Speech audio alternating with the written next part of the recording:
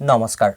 জাগৰণ নিউজৰ সমূহ দৰ্শকক ভোগালী বিহুৰ শুভেচ্ছা জনাই আমাৰ এই বিশেষ অনুষ্ঠানৰ মজিয়াত মই কৌশিক গগৈ আজি মোৰ সৈতে উপস্থিত আছে আমাৰ সকলোৰে এখন চিনাকি মুখ সেই মুখখন হৈছে অসমৰ জনপ্ৰিয় অভিনেতা অতুল পাছানি দাদা আপোনাক আমাৰ এই অনুষ্ঠানলৈ স্বাগতম জনাইছো লগতে ভোগালী বিহুৰ শুভেচ্ছা যাচিছো ধন্যবাদ কৌশিক তোমালোকৰ এই ৱেব পৰ্টেল জাগৰণ চেনেলৰ জৰিয়তে 1 মিনিট মই কথা পাতিলে দৰ্শকে মোক চিনি নাপাব পাৰে কাৰণ মোৰ নাইকলটো মানে মোৰ মূৰটোৱে আচল পৰিচয় মই টুপিটো খুলি লওঁ নিশ্চয় এটা সকলোৱে চিনি পাইছে নিশ্চয় দৰ্শকে আচলতে মোৰ এই নাইকলটোৱে মোৰ শ্ৰোতা দৰ্শকৰ পৰিচয় শ্ৰোতা দৰ্শকে মোক এই নাইকলটো দেখিলে চিনি পায় টুপি বা কিবা আৱৰণ থাকিলে অতুল পাছানি নাভাবে বা যি নহওক আজি এই ভোগালীৰ প্ৰাক মুহূৰ্তত তোমালোকৰ চেনেলটোৰ জৰিয়তে সমগ্ৰ অসমবাসী ৰাইজক মই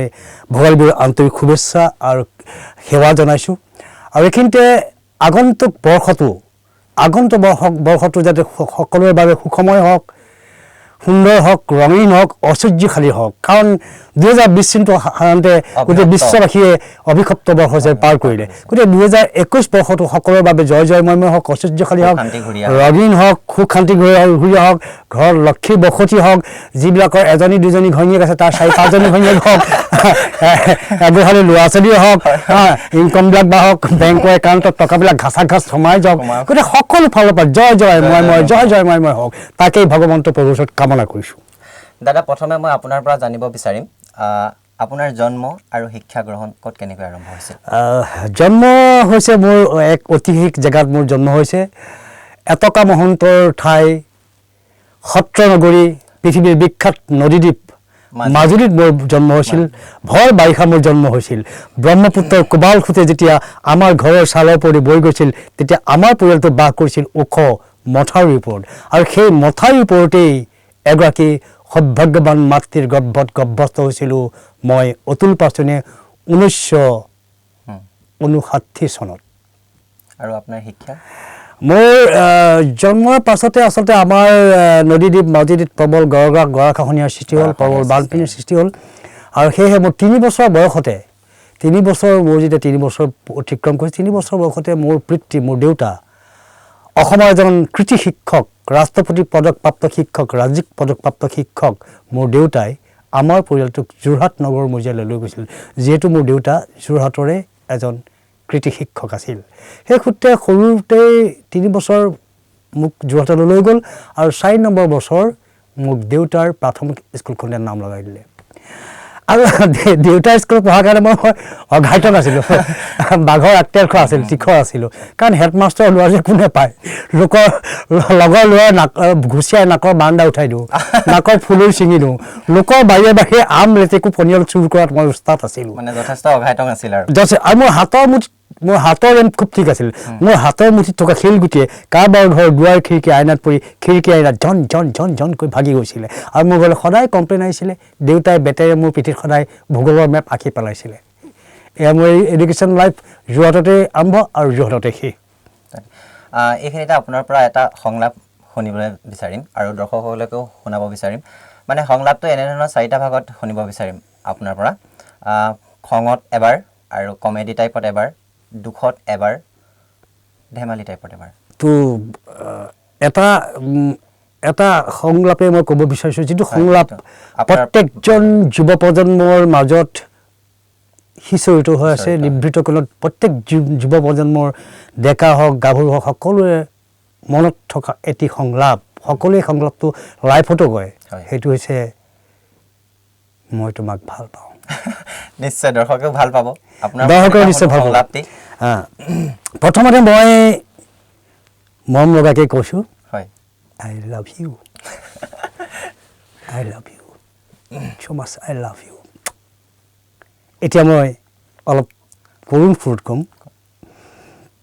তাৰমানে তাই মোক অলপ বিত্ৰে ক'বলৈ আগবাঢ়ি গৈ আছে মোক মানে মোৰ পৰা আঁতৰি যাবলৈ চেষ্টা কৰিছে তেতিয়া মই খুব দুখেৰে কৈছোঁ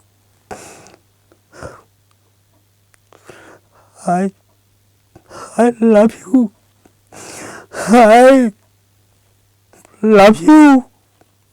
এতিয়া মই যেতিয়া তাই মোক সেই কথাটো মোৰ সেই দুখেৰে কোৱা সেই সংলাপটো মই আই লাভ ইউ কোৱা সেই ডাইলগটো তাই গ্ৰহণযোগ্য নহ'ল তেতিয়া মই খঙেৰে কৈছোঁ I love you I love you খঙেৰে কৈছোঁ বিৰাট ভাল লাগিল খুব ভাল লাগিল আপোনাৰ কণ্ঠত আৰু এইবাৰ মই কমেডিত কৈছোঁ কমেডি নিশ্চয়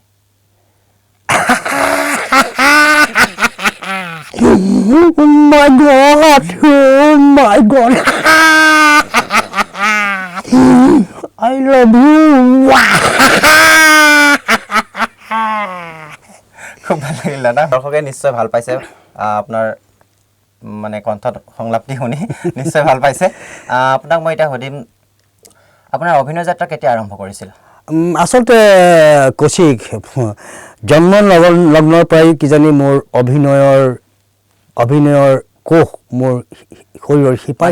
আছে বুলি ক'ব পাৰি ব্লাডত আছিলে কাৰণ যিহেতু মোৰ জন্ম হৈছিলে মাজুলীত আৰু সত্ৰ নগৰী মাজুলীত এটকা মহন্তৰ ঠাই মাজুলীত আৰু আমি সত্ৰৰ মানুহ গতিকে সত্ৰৰ নামঘৰত সৰুৰ পৰাই প্ৰাথমিক বিদ্যালয়ৰ পৰাই যেতিয়াৰ পৰা মোৰ মাত ফুটিছে যেতিয়াৰ পৰা মই খোজ কাঢ়িব শিকিছোঁ তেতিয়াৰ পৰা অভিনয়ৰ পৰা মই অভিনয়ৰ লগত জড়িত কাৰণ নামঘৰত ভাওনা আৰু ৰাস মোৰ অভিনয়ৰ আদিপাঠ আছিলে তাৰপিছত পৰ্যায়ক্ৰমে যোৰহাটত যেতিয়া গৈছিলোঁ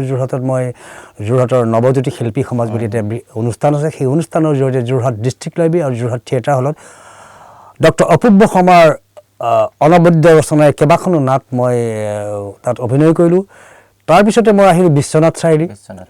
সেইটো এটা বেলেগ দিশ বিশ্বনাথ চাৰিআলি থকাৰ কাহিনীটো অলপ বেলেগ কাহিনী আছে মোৰ সেইটো আজি মই নকওঁ কেতিয়াবা সুবিধা পালে মই ক'ম তো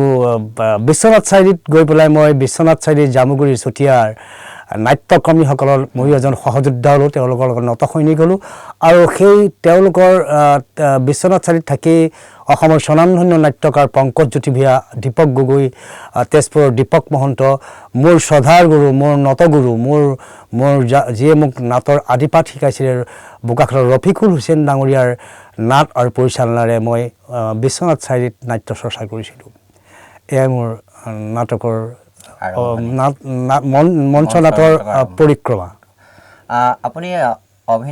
অভিনয় পেছা হিচাপে লৈছে নে নিচা হিচাপে লৈছে আচলতে প্ৰথম অৱস্থাত মোৰ নিচা আছিলে যেতিয়া সংসাৰৰ মায়াজালত আবদ্ধ হ'লোঁ মাদলীডাল পিন্ধি ল'লোঁ কোনোবা যদি গাভৰু মূৰটো ফালি পেলাইছিলোঁ মূৰ ফলা মানে মই শিৰত সেন্দুৰ দিয়া কথা জানিব চেষ্টা কৰিম নিশ্চয় গতিকে তেওঁক বিয়া পতাৰ পিছত মোৰ অৰ্থনৈতিকভাৱে মই অলপ বিপদত পৰিছিলোঁ আৰু সেই অৰ্থনৈতিক বিপদ আঁতৰাবৰ কাৰণে মই জীৱন যুদ্ধৰ সংগ্ৰাম কৰিছিলোঁ আৰু জীৱন যুদ্ধৰ সংগ্ৰাম কৰাৰ কাৰণে মই অভিনয়টোক নিচাৰ পৰা পেছালৈ পৰিৱৰ্তন কৰিলোঁ আৰু তেতিয়াৰ পৰাই মই নিচা আৰু পেছা অভিনয়টোক দুয়োটাই আঁকোৱালি লৈছোঁ আপোনাৰ যদি পাৰিবাৰিক জীৱনৰ বিষয়ে অলপ কয় পাৰিবাৰিক জীৱন মোৰ শ্ৰীমতীয়েও জানে দেই কৌশিক মোৰ শ্ৰীমতীয়ে জানে মই একদম দুৰ্ধৰ্ষ প্ৰেমিক আছিলোঁ এটা সময়ত দুৰ্ধৰ্ষ প্ৰেমিক আছিলোঁ মোৰ প্ৰায় 6জনী আগতে এওঁক এতিয়া বৰ্তমান যিজনী আছে তেওঁৰ আগত 6জনীৰ মোৰ প্ৰেমৰ লিলিমাই হৈছিলে মানে পৰ্যায়ক্ৰমে মই ক্লাছ 8ৰ পৰা প্ৰেমত পৰিছিলোঁ ক্লাছ 8ত প্ৰেমত পৰিছিলোঁ এজনী ছোৱালীৰ লগত তাৰপিছত লগে লগে 9-10ত সেই যিজনী 2 বছৰ টিকিলে 2 বছৰ আকৌ 9-10ত বেলেগ এজনী আহিলে এনেকৈ পৰ্যায়ক্ৰমে মোৰ 6জনীমান গাভৰু মূৰৰ ওপৰতে পাই গ'ল প্ৰেমৰ বতাহ পেলাই পেলাই প্ৰেমৰ এটা এচাক প্ৰেমৰ এজাক পখিলা গাত পেলাই পেলাই এচাটি বতাহ পেলাই পেলাই মোৰ জীৱনৰ পৰা 6জনীকৈ গাভৰু গুচি গ'ল আৰু মোৰ 7মজনী প্ৰেমিকা অৰ্থাৎ 7মজনীকে মই মূৰ ফালি দিছিলোঁ তাইক লগ পাইছিলোঁ মই ভ্ৰাম্যমাণ থিয়েটাৰত যেতিয়া গৈছিলোঁ প্ৰথম বছৰ ভ্ৰাম্যমাণ থিয়েটাৰত যাওঁতেই মই সেউজ ঘৰত দেখিছিলোঁ আখৰা ঘৰত দেখিছিলোঁ এজনী মিঠা বৰণীয়া উজ্জ্বল চকুৰ দেখনীয়াৰ ছোৱালীজনী আমন জীৱনকৈ এটা কোণাত বহি আছে গম পালোঁ তাই যে অভিনয় কৰিবলৈ আহিছে বিশ্বনাথ চাৰিআলিৰ পৰা মৰম লগা ছোৱালী খুব ধুনীয়া ছোৱালী প্ৰথম দৰ্শনতে কিবা মনত ইলু ভাৱ এটা আহি গ'ল ইলু মানে ইলুকা মতলব আই লাভ ইউ আৰু সেই গাভৰুগৰাকীৰ লগত সেই সময়ত থিয়েটাৰত থকা বহু হিৰো নায়ক বহু জোৱানে হাবুড বখাইছিলে কিন্তু মোৰ মোৰ শক্তি খেলত সকলো ধাৰাসায়ী হ'ল হাৰিলে আৰু তাই মই আপোনাৰ জালত আবদ্ধ হ'ল আবদ্ধ হ'ল আৰু তাইক মই ঠিক এবছৰ সেই প্ৰেম মই বেছি দীঘলীয়া নকৰিলোঁ দীঘলীয়া কৰিব নিবিচাৰিলোঁ কাৰণ দীঘলীয়া কৰিলে ক'ৰবাত আকৌ বিসংগতি আগৰ ছজনীৰ নিচিনা হৈ যাব পাৰে গতিকে তাইক বেছি দীঘলীয়া নকৰি এবছৰৰ পিছত তাইক মই মূৰটো ফালি পেলালোঁ তাইৰ নাম আছিলে অনিমা দাস সেইখিনিতে মোৰ এটা বিপদ আহিছিলে ভীষণ বিপদ কেনেধৰণৰ মই হৈছোঁ সত্ৰৰ মানুহ হয় আৰু তাই হৈছে কৈবৰ্ত সম্পদৰ মানুহ ঘৰত ভীষণ বাধা ভীষণ আপত্তি মোক ত্যায্যপুত্ৰ কৰাৰ হুংকাৰ দিলে মোৰ ঘৰখনে তাৰপিছতে মোৰ এজন স্বনামধন্য অসম গৌৰৱ ভাৰত ৰত্ন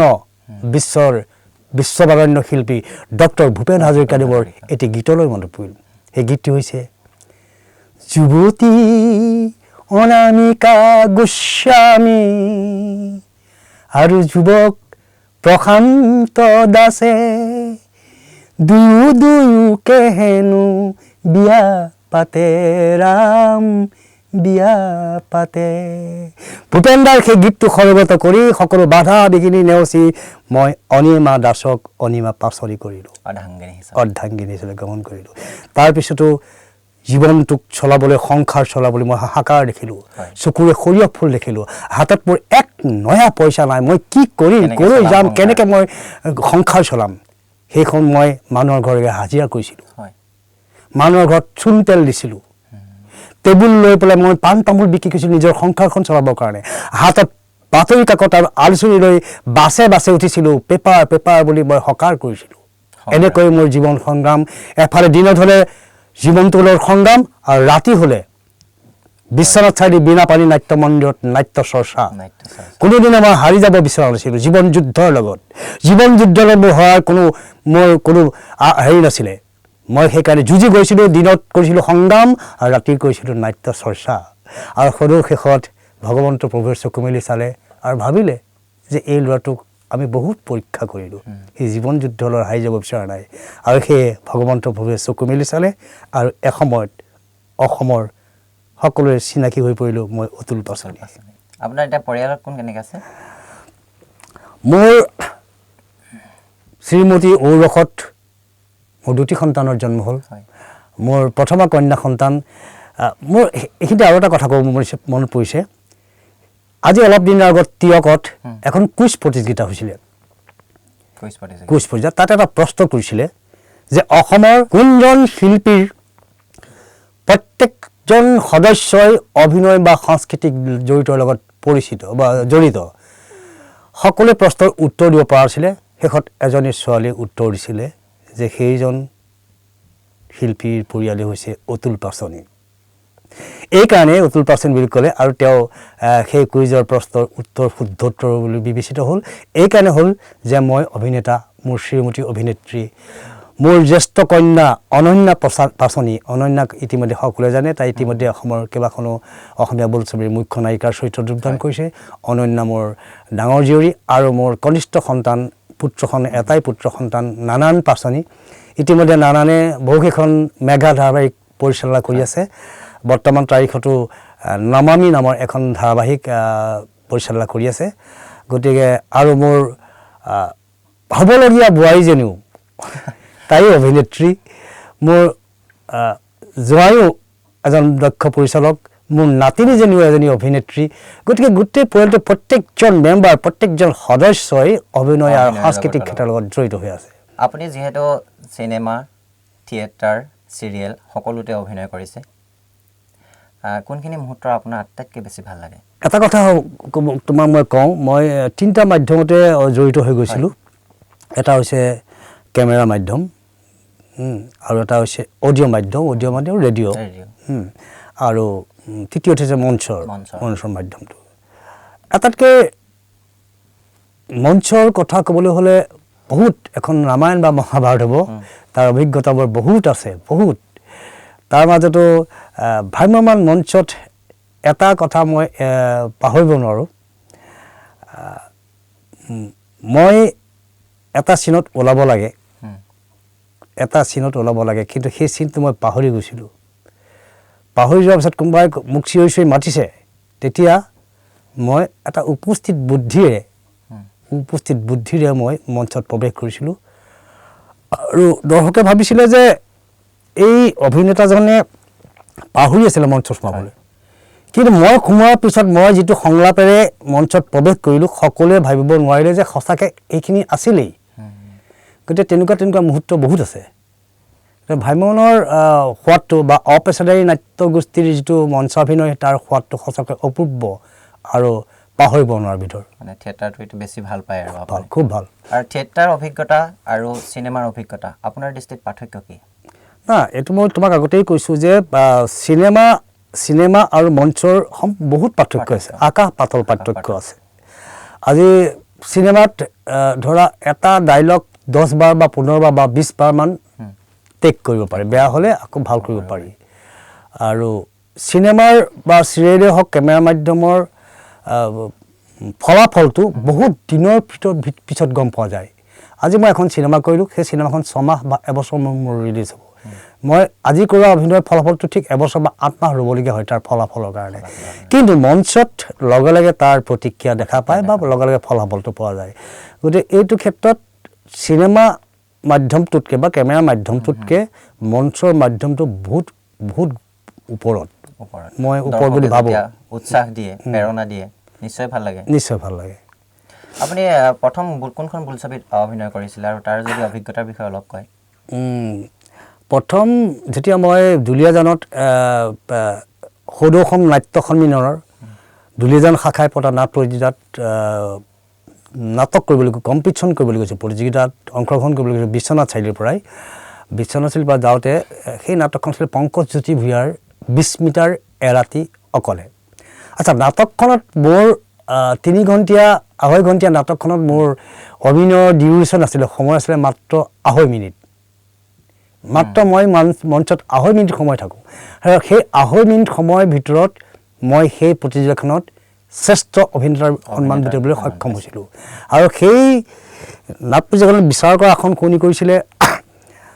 শ্ৰদ্ধাৰ ৰফিকুল হুছেইন ডাঙৰীয়া চিত্ৰ পৰিচালক বৰ্তমান তেখেত প্ৰয়াত অতুল বৰদলৈ চিত্ৰ পৰিচালক অতুল বৰদলৈ জাজ আছিলে আৰু নাটকৰ পিছতে অতুল দাই গ্ৰীণ ৰুমত গৈ মোক লগ কৰিছিলে লগ কৰি মোক কৈছিলে যে অতুল তোমাৰ অভিনয় ভাল লাগিলে কম সময়ৰ ভিতৰতে তুমি কেৰেক্টাৰটো সুন্দৰভাৱে ফুটাই তুলিছা বাৰু যি নহওক ফলাফল তুমি পাবা কি ফলাফল পাবা পিছতহে গম পাবা মই এতিয়া নকওঁ কিন্তু মই তোমাৰ ওচৰত এটা বেলেগ উদ্দেশ্যৰে আহিছিলোঁ তেতিয়া অতুল দাৰ ভৰিত সেয়া ধৰি সেয়া কৰিবলৈ মই কৈছিলোঁ কওক অতুল দা আপুনি কি ক'ব বিচাৰিছে মোৰ অভিনয় কিবা খুঁতৰ কথা ক'বলৈ বিচাৰিছে নাই তোমাৰ অভিনয়ৰ কথা খুঁতৰ কথা ক'বলৈ যোৱা নাই মই এখন ছবি কৰিব বিচাৰিছোঁ সকলো অপেচাদাৰী নাট্যগোষ্ঠীৰ অপেচাদাৰী শিল্পীৰ দ্বাৰা অভিনয় হ'ব এই ছবিখন তাত কোনো গ্লেমাৰ বা আগতে অভিনয় কৰা চিনেমাত অভিনয় কৰা শিল্পীক মই নলওঁ কমপ্লিটলি ছেটটোৱেই নতুন হ'ব আৰু তুমি তাতে এটা মুখ্য চৰিত্ৰ ৰূপদান কৰিব লাগিব মই তেতিয়া অতুলক কৈছিলোঁ যে অতুলা মইতো আজিলৈকে কেমেৰাৰ সন্মুখত অভিনয় কৰি পোৱা নাই আমি মঞ্চৰ মানুহ কেমেৰাৰ গ্ৰামাৰ বিশেষ মোৰ দখলত নাই চিনেমা কৰিবলৈ মন যায় চবৰে কিন্তু মোৰ সেই অভিজ্ঞতা নাই যদি আপোনালোকে শিকাই বুজাই লয় তেতিয়াহ'লে মই কৰিম কিন্তু আপোনালোকে মোক শিকাই বুজাই ল'ব লাগিব তাৰপিছতে মই অতুলক সুধিলোঁ যে আপুনি মোক লিড কেৰেক্টাৰ দিবলৈ ভাবিছে কেৰেক্টাৰটোৰ বিষয়ে অকণমান ক'ব নেকি তেতিয়া অতুল দাই কৈছে নাই তোমাৰ কেৰেক্টাৰটো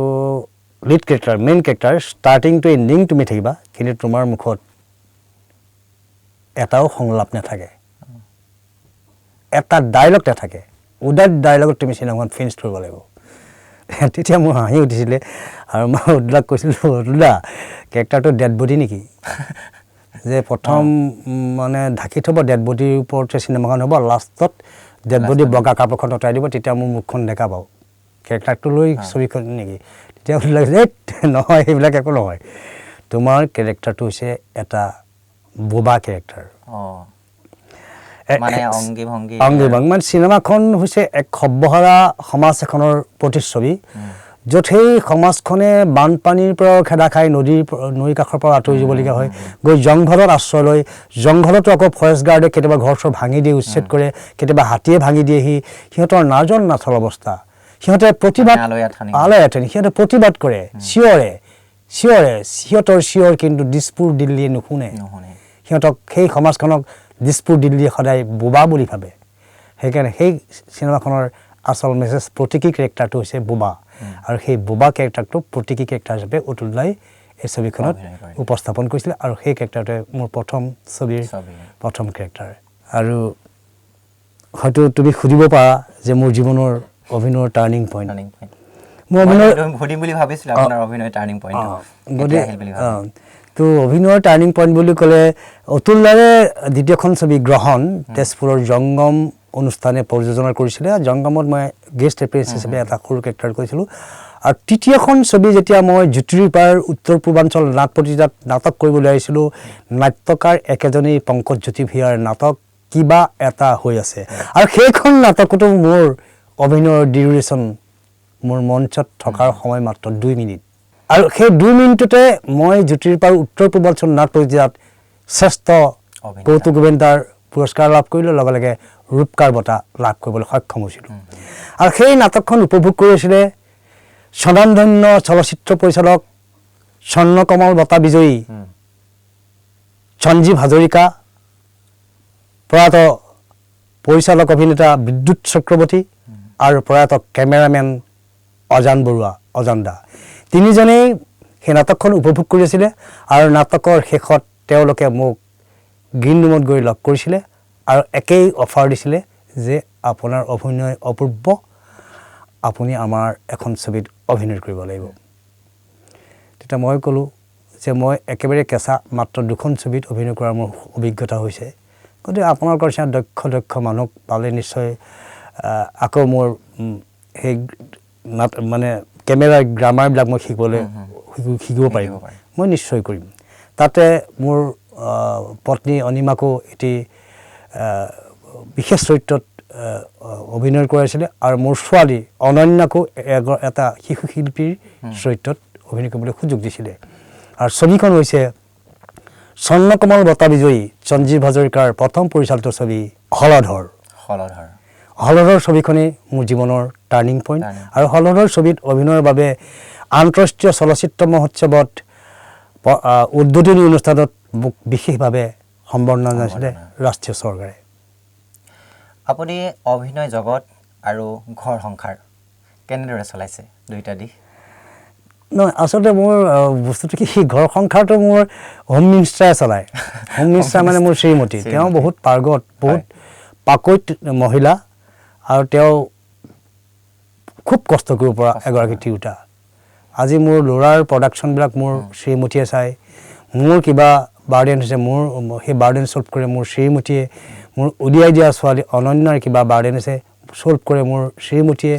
নাতিনীকেইজনীকো চম্ভালে মোৰ শ্ৰীমতীয়ে গতিকে ঘৰ সংসাৰটো মোৰ শ্ৰীমতীয়ে চলায় আৰু মোক শ্ৰীমতীয়ে কৈছে তুমি একো চিন্তা কৰিলে তুমি ঘৰৰ কথা একো চিন্তা কৰিলে তুমি অভিনয়ৰ কাৰণেহে চিন্তা কৰা তুমি যোৱা য'তেই যোৱা অভিনয় কৰিলে তোমাৰ বাধা নাই গোটেই ঘৰ মই চম্ভালিম আমি দুইটাৰ বুজা পৰাত এনেকৈ চলি আছে অভিনয় আৰু ঘৰ সংসাৰ এইখিনিতে যদি দৰ্শকসকলক আৰু এটি সংলাপ আপোনাৰ মুখত শুনিবলৈ পায় দৰ্শকসকলে নিশ্চয় ভাল পাব কোনটি শুনাব নিশ্চয় কাৰণ মোৰ জীৱনৰ টাৰ্নিং পইণ্টেই হৈছে হলধৰ যিখন ছবিৰ পিছত মই পিছলৈ উভতি চাবলগীয়া হোৱা নাই একোচ আগুৱাই আহি আজিৰ দিনটোত উপনীত হৈছোঁ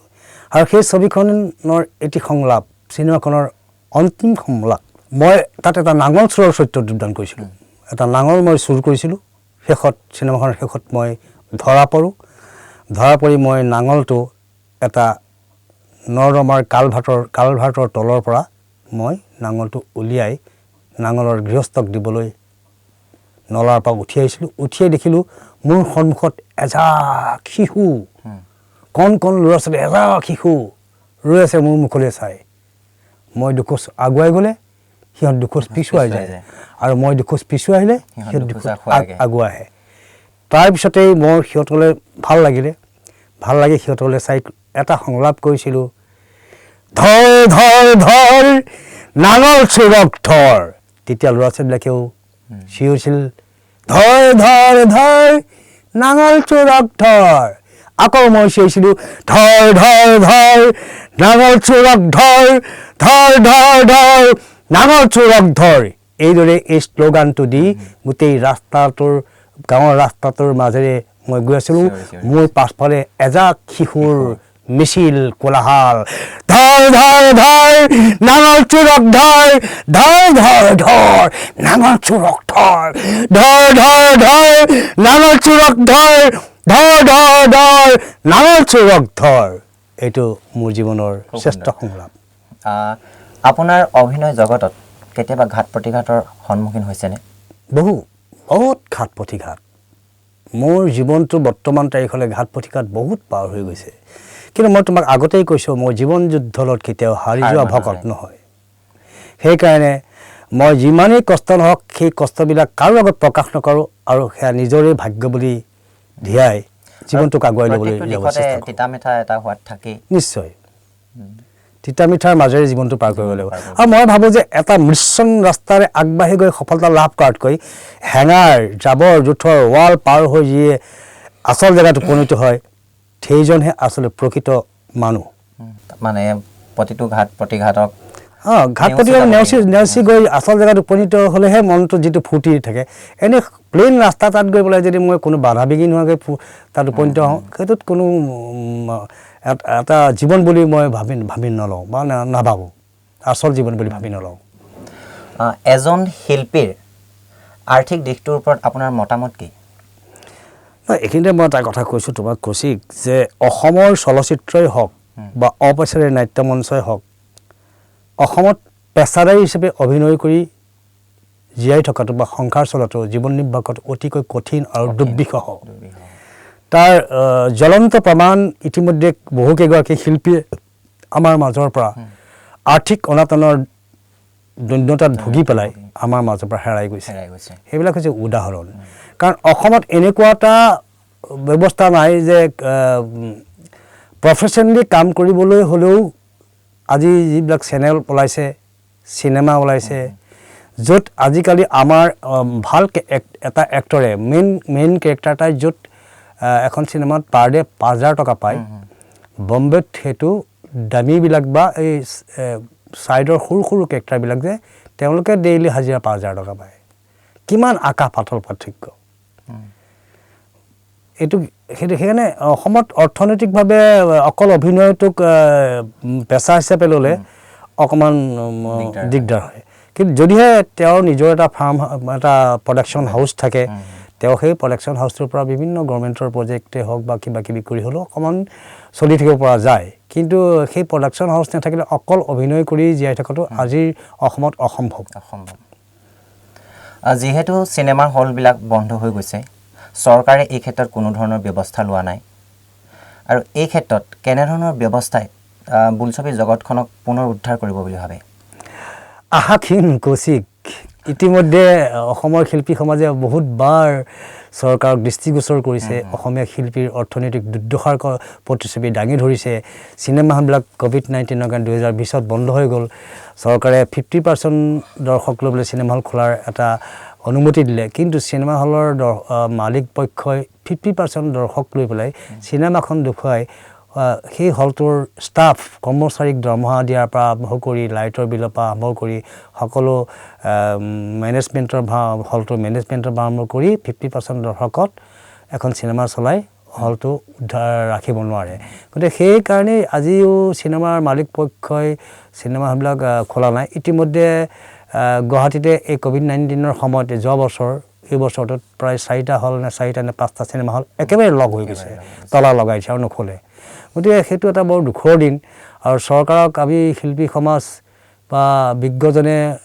আমাৰ এই সাংস্কৃতিক ক্ষেত্ৰখনৰ ভৱিষ্যতৰ কথা চিন্তা কৰি বহুবাৰ আঙুলিয়াইছে বহুবাৰ দিহা পৰামৰ্শ দিছে কিন্তু চৰকাৰে বৰ্তমানলৈকে তেনেকুৱা ধৰণৰ ব্যৱস্থা হাতত লোৱা নাই তথাপিও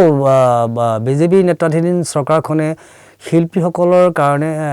একেবাৰে নাই কৰা বুলি মই ক'ব নোৱাৰোঁ মাজতে বহুত কিবা কিবি তেওঁলোকে ঘোষণা কৰিছে আৰু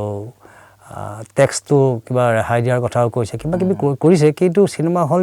যে খোলা নাই টেক্সটো ৰেহাই দি কি লাভ হ'ব চিনেমা হলবিলাক খুলিলে চিনেমা হল চলিলেহে সেই টেক্সটো অকণমান হ'ব এটকা প্ৰত্যেকটো টিকেটৰ এটকাকৈ শিল্পী ফাণ্ডত সোমাই যাব কিন্তু হলেই খোলা নাই সেই এটকা এটা কেতিয়া সোমাব হল খুলিলেহে এটকাকৈ সোমাব প্ৰত্যেকজন দৰ্শকৰ পৰা যিহেতু ৰাজ্যত 8 মাহ 9 মাহ ধৰি লকডাউন চলি থাকিল এই ক্ষেত্ৰত আৰ্থিক দিশটোৰ ওপৰত শিল্পীসকলৰ কেনেধৰণৰ প্ৰভাৱ পৰিছিল আৰু এই লকডাউনৰ সময়ছোৱাত কেনেধৰণে কটাইছিল আৰ্থিক লকডাউনৰ সময়ত 2020 চনৰ লকডাউনৰ সময়ত যিখিনি একেবাৰে সীমিত পইচাৰে একেবাৰে সীমিত পইচাৰে পৰিয়াল চলাই আছিল তেওঁলোকৰ কাৰণে একে দুৰ্বিষহ আছিলে চকুৱে অন্ধকাৰ দেখিছিলে চকুৱে সৰিয়হ ফুল দেখিছিলে প্ৰত্যেকজন ব্যক্তিয়ে চলিবৰ কাৰণে বহুতখিনি অসুবিধা হৈছিল বহুত অসুবিধা হৈছিলে মেইনলি আৰ্থিক দিশটো বেছিকৈ আৰ্থিক দিশত একেবাৰে কঙা হৈ গৈছিলে গতিকে সেই বছৰটো এটা অভিশপ্ত বছৰ বুলি ভাবোঁ কিন্তু কিছুমান শিল্পীৰ ক্ষেত্ৰত অভিশপ্ত হোৱা নাই যাৰ অৰ্থনৈতিকভাৱে স্বচ্ছ ভ্ৰাম্যমাণ থিয়েটাৰৰ যিবিলাক নামী দামী তাৰকা আছে ভ্ৰাম্যমাণ থিয়েটাৰৰ কথা কৈছোঁ দেই ভ্ৰাম্যমাণ থিয়েটাৰ নামী দামী তাৰকাবিলাকৰ ক্ষেত্ৰত এই COVID-19 সময়ত যিটো অৰ্থনৈতিক অচল অৱস্থা সেই অচল অৱস্থাৰ সন্মুখীন হোৱা নাছিলে কাৰণ যিহেতু তেওঁলোক আগৰ পৰাই অৰ্থনৈতিকভাৱে স্বচ্ছ হৈ আছিলে এজন ভাল অভিনেতা বা অভিনেত্ৰী হ'বলৈ হ'লে কোনকেইটা গুণ থকাটো আপুনি প্ৰয়োজন বুলি ভাবে কষ্ট সহ্য আৰু ধৈৰ্য কষ্টও কৰিব লাগিব সেই কষ্ট সহ্য কৰিব লাগিব আৰু ধৈৰ্য ধৰিব লাগিব গতিকে কষ্ট সহ্য ধৈৰ্য এই তিনিটা গুণ যে ল'ব পাৰিব সেই সময়ত এজন সফল অভিনেতা হিচাপে পৰিগণিত হ'ব এইখিনিতে আপোনাৰ মুখত আৰু এটি সংলাপ শুনো কোনটো শুনাব আপুনি দৰ্শকে নিশ্চয় ভাল পাব সংলাপটো শুনিলে সংলাপটো কোৱাৰ আগতে মই এটা কাহিনী ক'বলৈ মন পৰিছে কওকচোন আজিৰ পৰা 8 মাহমানৰ আগত এই COVID-19ৰ সময়তে সংসাৰ বুলিতো কাজিয়া পেচাবিলাক থাকেই কোনোৱে গেৰাণ্টি দি ক'ব নোৱাৰে যে আজিলৈকে মোৰ পৰিয়ালৰ লগত কাজিয়া লগা নাই বা ঠেচ লগা নাই লাগিবই এইটো চিৰন্তন সত্য আজিৰ পৰা 8 মাহমানৰ আগত মোৰ শ্ৰীমতীৰ লগতো ৰাতি ভীষণ কাজিয়া একদম এটা সৰু টপিকছক লৈ পেলাই ভীষণ কাজিয়া একেবাৰে ঢকি টেবুল ঢকি বিচনা লুটিয়াই মেলি বাগৰ একদম গোটেই ঘৰ বিশৃংখল কৰি দিছে তাৰপিছত মই সেই ৰাতি 12টামান বজালৈকে কাজিয়াৰ একদম ওচৰৰ মানুহ চবেই গম পাই গৈছে আৰু কি লাগিছে অতুল পাচনিৰ ঘৰত তাৰপিছত ৰাতি 12টা বজাত মই নিজে গৈ মই বেলেগ এখন বিচনাত শুলোগৈ শ্ৰীমতীৰ লগত নুশুলোঁ সেইদিনাখন ৰাতি 12টা বজাত গৈ বেলেগ এখন বিচনাত শুলোঁ ৰাতিপুৱা মই সোনকালে উঠিয়েই পাকঘৰলৈ গৈ গাখীৰ গিলাচ লৈ শ্ৰীমতীৰ ৰুমলৈ সোমাই গ'লোঁ শ্ৰীমতী ক'লোঁ হেৰা উঠাচোন উঠা হেৰা উঠাচোন মৰমত কৈছে আৰু হেৰা উঠাচোন তেওঁ এঙামৰি দি কৈছে কি হ'ল এই গাখীৰ গিলাচ খোৱাচোন তেতিয়া শ্ৰীমতী গাখীৰ খুৱাই ক্ষমা খুজিবলৈ আহিছা কালি যে তুমি নিজে ভুল কৰিছা তোমাৰ যে দোষ সেই দোষৰ স্বীকাৰ কৰিবলৈ আহিছা এতিয়া গাখীৰ গিলাচ খুৱাই ক্ষমা খুজিবলৈ আহিছা তেতিয়া মই শ্ৰীমতীক কৈছোঁ নহয় হে মই ক্ষমা খুজিবলৈ অহা নাই আজি নাগ পঞ্চমী সাপক গাখীৰ খুৱাব লাগে ঘৰতে যেতিয়া এজনী কাল সপিনী আছে বেলেগনো সাপ বিচাৰি কেলৈ যাওঁ তুমি গাখীৰখিনি খাই মোক সাপমুক্ত কৰা তেতিয়া লগে লগে শ্ৰীমতীয়ে গাখীৰ গিলাচ মাৰি দিলে মোৰ মুখলৈ তেতিয়াৰ পৰা মোৰ ৰংটো অলপ উজ্জ্বল হ'ল আগতে ইয়াতকৈ বেছি ক'লা আছিলোঁ এই গাখীৰ গিলাচ মুখত দিয়াৰ পৰা মাৰি দিয়াৰ পিছত অকণমান চামিং এটা আহিছে উঠি অহা নৱপ্ৰজন্ম যিসকল উঠি অহা নৱপ্ৰজন্মৰ অভিনেতা অভিনেত্ৰী আছে এইসকলক কেনেধৰণৰ বাৰ্তা প্ৰেৰণ কৰিব আপুনি তো মই আগতেই ক'লোঁ যে কষ্ট সহ্য ধৈৰ্য এইটো তাৰ উপৰিও উঠি অহা নতুন প্ৰজন্মৰ বহুকেইজন ভাল অভিনয় শিল্পী ওলাইছে বহুকেইজন দক্ষ অভিনয় শিল্পী ওলাইছে কিন্তু এই মঞ্চৰ পৰা তোমালোকৰ এই জাগৰণ মঞ্চৰ পৰা মই তেওঁলোকক এটা বিনম্ৰ অনুৰোধ কৰিব খুজিছোঁ যে ডাঙৰক শ্ৰদ্ধা সৰুক মৰম আৰু শ্ৰদ্ধাশীল হৈ আন্তৰিকতাৰ সৈতে একাত্মভাৱে প্ৰত্যেকটো চৰিত্ৰত সোমাই যোৱাৰ নিৰলস প্ৰচেষ্টা কৰিলে নতুন প্ৰজন্মৰ যিকেইগৰাকী ভাল অভিনয় শিল্পী ওলাইছে তেওঁলোকে এদিন সঁচাকৈ সফলতাৰ মুখ দেখিব এইখিনি মোৰ নতুন প্ৰজন্মৰ প্ৰতি বিনম্ৰ অনুৰোধ শেহতীয়াকৈ দেখিবলৈ পোৱা গৈছে বহুকেইজন অভিনেতা অভিনেত্ৰী বিভিন্ন ৰাজনৈতিক দলত যোগদান কৰিছে আপোনাৰো তেনে কিবা পৰিকল্পনা আছে নেকি মই এই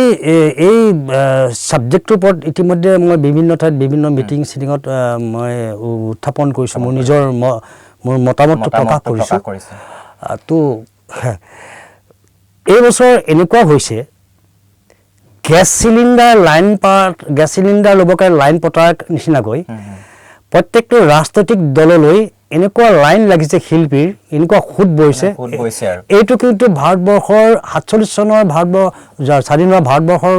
এখন গণতান্ত্ৰিক দেশত প্ৰথমবাৰৰ কাৰণে অসমে এক বিৰল চানেকে দাঙি ধৰিলে হয় নিশ্চয় এতিয়া মানে শিল্পীবিলাকৰ অভিনয় কৰিবলৈ মন নোযোৱা নিচিনা লাগিছে যে অভিনয় প্ৰত্যেকগৰাকী মানে অভিনয় ৰাজনৈতিক নালাগে দলত ৰাজনৈতিক কৰিছে। দলত জইন কৰিম ৰাজনৈতিক নেতা হ'ম পালি নেতা হ'ম ঠিকা ঠুকৰি ল'ম ঘৰ দুৱাৰ ল'ম আৰু আৰামছে খাম অভিনয় কৰি পেটত গামোচা বান্ধি থকাৰ কি দৰকাৰ গতিকে সকলোৱে ৰাজনৈতিক পথাৰলৈ ঢাপলি মেলিছে কিন্তু কোনো অভিজ্ঞতা নোহোৱাকৈ ৰাজনৈতিক বাতাবৰণ ৰাজনৈতিক বিশ্লেষণ ৰাজনৈতিক ভাৱে অনভিজ্ঞ এই শিল্পীসকলে ৰাজনৈতিক পথাৰলৈ গৈ কিমান দূৰ কিমানখিনি অসমৰ ৰাজনৈতিক পথাৰত দক্ষতাৰ পৰিচয় দিব মোৰ অলপ সন্দিহান আৰু মোকো বহু কেইবাটাও দলে আমন্ত্ৰণ জনাইছে আজি যোৱা পৰহিলৈকে মোক ফোন কৰি আছে যে আপুনি আহক মানে যোগদান কৰাৰ সম্ভাৱনা আছে নেকি আপোনাৰ মই একেবাৰে বৰ্তমান নাই মই তেওঁলোকক এটাই উত্তৰ দিছিলোঁ মৰমৰ ভূপেন দাক চেনেহৰ ভূপেন দাক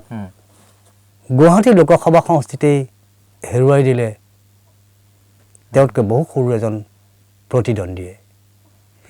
মৰমৰ অভিনেতা চেনেহৰ অভিনেতা হিয়াৰ আমঠু অভিনেতা বিজুত দাৰ অৱস্থা কি হ'ল ইলেকশ্যন খেলিবলৈ গৈ বিজুত দাৰ চিকিউৰিটি ফৰফিট হ'ল আমানতৰ ধনকেইটাও বিজুত দাই ঘূৰাই নাপালে গতিকে মই ভাবোঁ যে শিল্পী হৈ থকাটোৱেই বাঞ্ছনীয় মই এইটো নকওঁ যে ভাৰতবৰ্ষত শিল্পীয়েও ৰাজনৈতিক পথাৰত দক্ষতাৰ পৰিচয় দিছে তোলপাৰ লগাইছে যেনে জয়া ললিতা শত্ৰুঘ্ন সিনহা এনেকৈ কেইবাগৰাকীও শিল্পীয়ে ভাৰতবৰ্ষৰ ৰাজনৈতিক প্ৰেক্ষাপটত জিলিকি উঠিছে উজ্বলি উঠিছে ঠিক তেনেকৈ অসমতো নোহোৱা বুলি নকওঁ চলচ্চিত্ৰ পৰিচালিকা সুমন হৰিপ্ৰিয়া তেখেতো ৰাজনীতিৰ পথাৰত সৰুৰ পৰাই বিজয়া বাইদেউ মাকৰ আঙুলিত ধৰি পেলাই ৰাজনীতিৰ পথাৰত অভিজ্ঞতা লৈ তেওঁ বিধায়িকা হ'বলৈ সক্ষম হ'ল আমাৰ মৰমৰ অভিনেত্ৰী চেনেহৰ অভিনেত্ৰী আঙুৰলতা আঙুৰলতা হয়তো কপালত লিখা আছিলে বিধায়িকা হোৱাৰ সপোন আছিলে বা লিখা আছিলে ওপৰাই দিয়ে থৈছিলে আঙুৰলতাক যেদিন তুমি অভিনয়ৰ পৰা ৰাজনীতিৰ পথাৰত খোপনি পিটিব পাৰিবা সেয়া ভগৱানৰ আশীৰ্বাদত হয়তো আঙুৰলতাই বিধায়ক পদত অধিষ্ঠিত হ'ল কিন্তু আঙুৰলতা বা সুমন হৰিপ্ৰিয়া হ'লে যে আমি সকলোৱে ৰাজনীতিক পথাৰত ভৰি দিম বা ৰাজনীতিক পথাৰত খোপনি পিটিবলৈ সক্ষম হ'ব সেইটো মোৰ মনে নধৰে আপোনাৰ বোলছবি কিবা আপকামিং বোলছবি বা চিনেমা আহিছে নেকি মোৰ আপকামিং চিনেমা আছে দুখন ছবি আছে তিনিখন ছবি আছে দুখন ছবি কমপ্লিট হৈ আছে শ্বুটিং চিত্ৰগ্ৰহণ সমাপ্ত এখন হৈছে হোমেন বৰগোহাঁইৰ প্ৰথম উপন্যাস হোমেন বৰগোহাঁইদেৱে যিখন প্ৰথম উপন্যাস লিখিছিলে সঁচা কাহিনীৰ আধাৰত ছয়গাঁৱৰ এটা সঁচা বলিষ্ঠ কাহিনী সেই কাহিনীটোৰ ওপৰত এখন উপন্যাস লিখিছিল উপন্যাসখনৰ নাম আছিলে সুবালাখন চিত্ৰৰূপ দিলে চিনেমাৰ আকাৰ দিলে চলচ্চিত্ৰ পৰিচালক মুন্না আহমেদে এগৰাকী বেশ্যাৰ কাহিনী বেশ্যাজনী গৈ বেশ্যালয়ত থাকে আৰু বেশ্যালয়ৰ বিভৎস কাণ্ড কাৰখানাক চলচ্চিত্ৰখনত উপস্থাপন কৰিছে সেইখন ছবি এখন আছে আৰু এখন ছবি কৰিলোঁ অলপতে মিৰ্জাত মই অমিতাভ চিনেমাখনৰ নাম অমিতাভ তাতো এটা মই গুৰুত্বপূৰ্ণ চৰিত্ৰত যোগদান কৰিছোঁ এই দুখন ছবি মোৰ আহিবলগীয়া আপকামিং ছবি আৰু ধাৰাবাহিক বৰ্তমান মই এখন ধাৰাবাহিকত অভিনয় কৰিছোঁ আজিৰ তাৰিখলৈকে শ্বুটিং চলি আছে সেইখন ৰং চেনেলত সম্প্ৰচাৰিত হ'ব ধাৰাবাহিকখনৰ নাম অঞ্জলি পৰিচালক ৰাজীৱ বৰঠাকুৰ ফেনখোৱা যিহেতু এখন চিৰিয়েল নে চিনেমা হৈছিলে ফেনখোৱা প্ৰথম আছিলে ভিচিডি ফিল্ম প্ৰথম ভিচিডি ফৰ্মেটত বনাইছিলে বিশ্বনাথ চাৰিআলিৰ অগ্ৰণী নাট্যকৰ্মী নাট পৰিচালক অভিনেতা দ্বিজেন মহন্ত আমাৰ মাইনী মহন্ত যে মাইনী মহন্তৰ ককায়েক ফেনখোৱা নাম আৰু কাহিনী কি বাৰু নাম ফেনখোৱা এটা সঁচা চৰিত্ৰ জীৱন্ত চৰিত্ৰ বিশ্বনাথ চাৰিআলি তেওঁ আজি 3 মাহমান হৈছে ঢুকাইছে পেপাৰ পত্ৰ দিছিলে তেওঁ সঁচা চৰিত্ৰ তেওঁ মানুহক ঠগবাজি কৰি গোটেই সংসাৰখন চলাই দিলে কিন্তু তেওঁ কোনো বেয়া নাপায় এজন ৰসাল এজন সজীৱ মানুহ ৰসৰে গোটেই শৰীৰটোত তেওঁৰ ৰসৰেই গোটেই ভাণ্ডাৰ আছে তেওঁৰ মুখৰ কথা শুনিবলৈ মানুহে আগ্ৰহেৰে বাট চাই থাকে তেওঁৰ হাঁহিটো শুনিবলৈ মানুহে আগ্ৰহেৰে বাট চাই থাকে কিন্তু মানুহজনে কোন মুহূৰ্তত তোমাক ঠগি দিব তুমি পাত্তা নাপাবা কিন্তু তেওঁ এটাই কথা যে তেওঁ বেছি পইচা নঠগে খুব বেছি 100 টকা খুব বেছি 200 টকালৈকে যাব 200 টকাৰ ওপৰত বেছি নঠগে আৰু দিনটোত তেওঁ ঘৰৰ পৰা চাইকেলখন উলিয়াই লৈ আহে বাছ ষ্টেণ্ডত ৰৈ থাকে মক্কেলৰ হাত কোন মক্কেলক ঠগিব পাৰি কাৰ পৰা 10 টকা খাব পাৰি কাৰ পৰা 50 টকা কেনেকৈ ঠগিব পাৰো সেইটো চিন্তাত ওলাই আহে প্ৰথম তেওঁৰ জীৱনটো বৰ দুৰ্বিষহ তেওঁৰ ল'ৰাটোৱে ৰিক্সা চলায় ছোৱালীজনীয়ে লোকৰ ঘৰ মানুহজনীয়ে লোকৰ ঘৰত কাম কৰে সেই দুৰ্বিষহ পৰিয়ালটোক তেওঁ তেনেকেই এই হাঁহিৰ মাজে ৰসাল মুহূৰ্তবিলাকৰ মাজেৰে অকণমান কাৰোবাক 2 পইচা কাৰোবাৰ পৰা সৰকাই তেওঁ জীৱন ধাৰণ কৰিছিলে আৰু সেই সঁচা কেৰেক্টাৰটো যেতিয়া চিত্ৰ বা কেমেৰা সন্মুখলৈ আনিব বিচাৰিছিলে কাহিনী আকাৰে তেতিয়া তেওঁৰ ওচৰলৈ গৈছিলে দ্বিজেন মহন্ত পৰিচালক যে তোৰ ওপৰত তাক মোমাইটি বুলি কয় বিশ্বনাথ চাৰিআলিত মোমাইটি তোৰ ওপৰত এখন ছবি কৰিব খুজিছোঁ তই পিছত ওজৰ আপত্তি নকৰিবি দেই হে নকৰোঁ যা তহঁতে চিনেমাহে কৰি মোৰ কি নহ'ব আচ্ছা মোৰ ফেন খোৱা মই কৰিব লাগিব নে মানে তই কৰিব নোৱাৰ তই অভিনয় নাজানো নহয় তোৰ ঠাইত বেলেগে যে তোৰ অভিনয়টো বেলেগে কৰিব কোনে কৰিব যে অতুল পাচনি কৰিব অতুল সি যি পাৰিব দে তাৰ মই তহঁতক পাৰ্মিশ্যন দিছোঁ কাৰণ ফেন খোৱাৰ চেহেৰাটো আৰু মোৰ চেহেৰাটো অবিকল একেই তাৰ মূৰতো চুলি নাই একেই দেহা যিমান শকত যিমান চাপৰ ওখ চাপৰ একদম হুবহু মিলে এতিয়া সেই বাছ ষ্টেণ্ডত যেতিয়া মই কিতাপ আৰু পেপাৰ বিক্ৰী কৰি আছিলোঁ তেতিয়া মই ফেন খোৱা সদায় লগ পাওঁ সি মোৰ পৰা কেতিয়াবা বিড়ি এটা খুজি খায় বিড়ি খাবলৈ 5 টকা এটা 2 টকা এটা সেইদৰে সম্পৰ্ক এটা আছিলে আৰু ভাল সম্পৰ্ক আছিলে সেইকাৰণে তেখেতৰ নাম আছিলে হেমচন্দ্ৰ বৰা হেমুধৰ বৰা আচল নাম হেমুধৰ বৰা কিন্তু তেওঁক জোকাইছিলে সকলোৱে ফেন খোৱা বুলি গোটেই চাৰিআলি চতিয়া জামুগুৰি চবতে ফেন খোৱা আহিলে এনেকৈ কয় দিয়ে গতিকে তেওঁ মই সেই কেৰেক্টাৰটো তাৰ কেৰেক্টাৰটো মই কৰিম বুলি যাওঁ তেওঁ সি একেষাৰে ক'লে যে অতুলে যদি কৰে পাচনিয়ে যদি কৰে মোৰ কোনো আপত্তি নাই তেনেকৈ প্ৰথম অৱস্থাত VCD ফৰ্মত বনালোঁ তাৰপিছত সেই একেটা কাহিনীয়ে অলপ ডেভেলপ কৰি বহলাই পিছলৈ মোৰ পুত্ৰ নানান পাচনিয়ে ধাৰাবাহিক ৰং চেনেলত কাৰণে নিৰ্মাণ কৰি ল'লে আৰু 2খনতে মই ফেন খোৱাৰ চৰিত্ৰত যোগদান কৰিছিলোঁ VCD ফৰ্মতো কৰিছিলোঁ আৰু ধাৰাবাহিকখনতো মই ফেন খোৱাৰ চৰিত্ৰত যোগদান কৰিছিলোঁ শেষত আপোনাক এটা প্ৰশ্ন সুধিম 2021ত আপোনাৰ ভৱিষ্যত পৰিকল্পনা কি বাৰু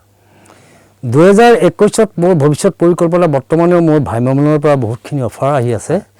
তো ভ্ৰাম্যমাণৰ মই এতিয়ালৈকে সিদ্ধান্ত লোৱা নাই যে মই ভ্ৰমণত যাম নাযাম সেইটো সময়ে ক'ব সময় হওক তাৰ উপৰিও মোৰ হাতত ছবি কেইবাখনো আছে সেই ছবিকেইখন কৰিম তাৰ উপৰিও মোৰ এই লকডাউনে মোক এটা ডাঙৰ উপকাৰ কৰিলে COVID-19 2020